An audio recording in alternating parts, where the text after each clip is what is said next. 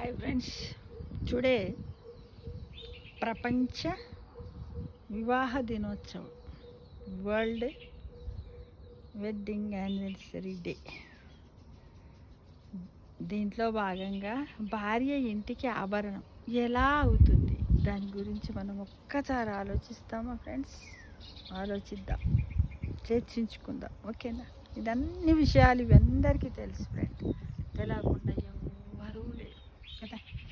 అవి ఏంటో ఇప్పుడు మనము చర్చించుకుందాం. భరించేదే భార్య, బ్రతుకునిచ్చేదే భార్య, చెలిమినిచ్చేదే భార్య, చేరదీసేది భార్య. ఆకాశాన సూర్యుడు లేకపోయినా, ఇంట్లో భార్య లేకపోయినా అక్కడ జగతికి వెలుగుండదు, ఇక్కడ ఇంటికి వెలుగుండదు.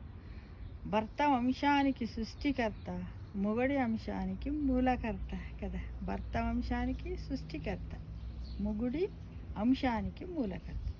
కొంగు తీసి ముందుకేగిన, చెంగు తీసి మూతి తుడిచిన, ముడిచిన తనకు లేరు ఎవ్వరు సాటి. అంటే చూడండి, కొంగు ఒక పాటలాగా వాడచ్చు ఫ్రెండ్స్. ఎలా అంటే, భర్త వంశానికి సృష్టికర్త, మొగడి అంశానికి మూలకర్త.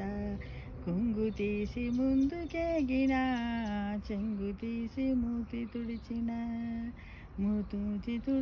తుడిచిన, ముడిచిన తనకు లేరు ఎవ్వరు సాటి. ఇలలో తను లేని ఇల్లు, కలలో ఊహకందని భావన. బిడ్డలను ఆదరించి, పెద్దల సేవలో తరించి, భర్తను మురిపించి మైమరిపించి, బ్రతుకు మీద ఆశలు పెంచి, చెడు ఆలోచనలను త్రుంచి, భ్రమరములా ఎగురుతూ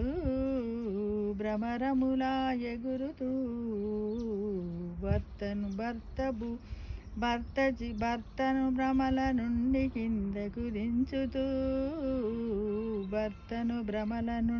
కిందకు దించుతూ, కళ్ళు కాయలు కాచేలా, భర్త జీవితాన పువ్వులు పూచేలా చేసిన జీతము లేని పని మనిషి, జీవితాన్నందించే మన మనిషి. ఏమిచ్చి తీర్చుకోగలం భార్య రుణం, ఆమెకు భారము కాకుండా ఉండడము తప్ప. ఒకరికి ఒకరు తోడు నీడా చిరకాలం, బిడ్డల బాధ్యతలు తీరాక వృద్ధాప్యములో, నూతన వసంతము తోడు నీడా బంధం.